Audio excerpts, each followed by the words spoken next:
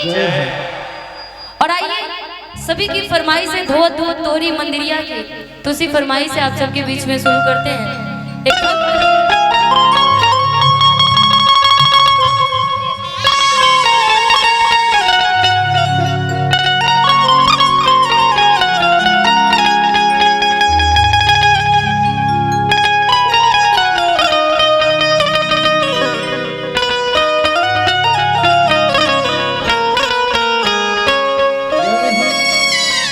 कि धोती धोती तोहरी मंदिरिया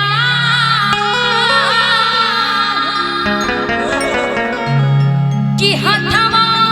खियाइले हो कि धोती धोती तोहरी मंदिरिया कि हथवा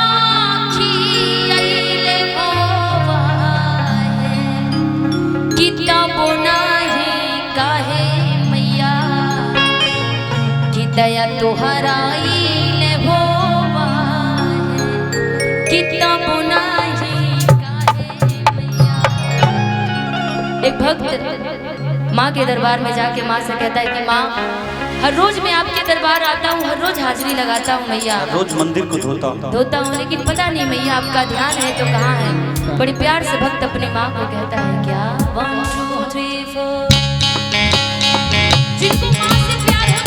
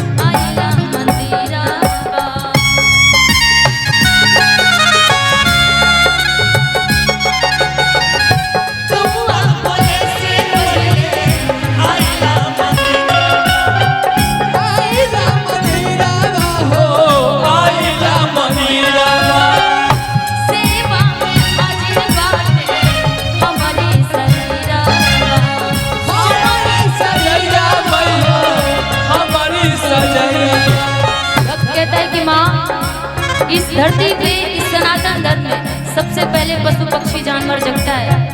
लेकिन मैं एक ऐसा अबोध बालक हूँ माँ, मैं एक ऐसा बेटा हूँ, एक ऐसा भक्त हूँ माँ आपका,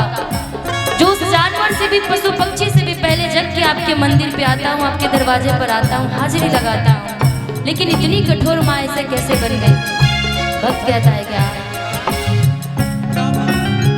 गावती गावती तोहरी भजनिया,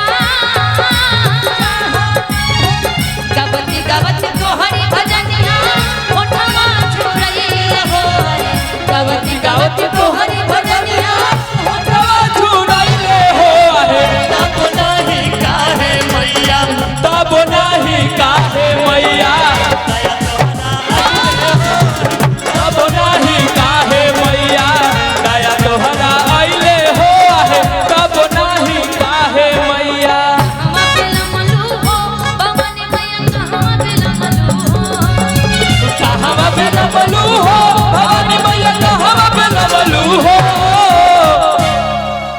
कहवा बिलमलू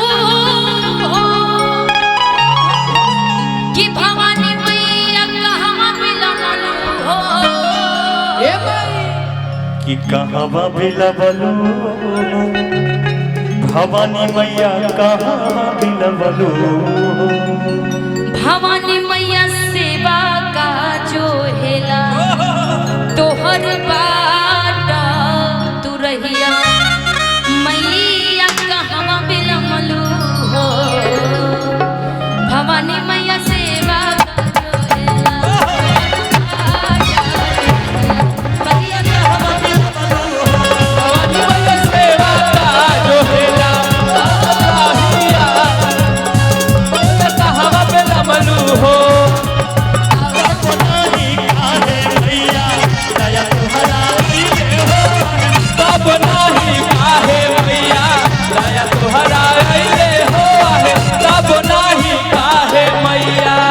सजिया के बेला नीत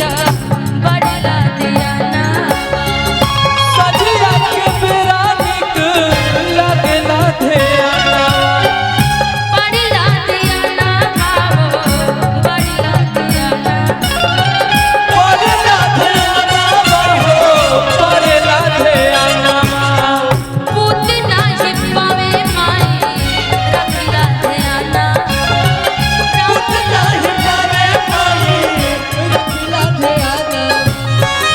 रखला दियाना बाबो रखला दियाना परेला ध्याना हो परेला ध्याना कितना ले कैया के खियुआ कितना ले कैया के खियुआ कितने समय ले हो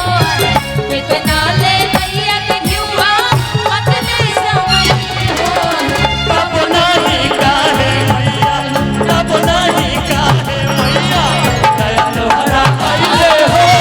तब नाही काहे मैया दया तोहरा आइले हो तब नाही काहे मैया दया तोहरा आइले हो तब नाही काहे मैया दया तोहरा आइले हो तब नाही काहे मैया दया तोहरा आइले हो तब नाही काहे मैया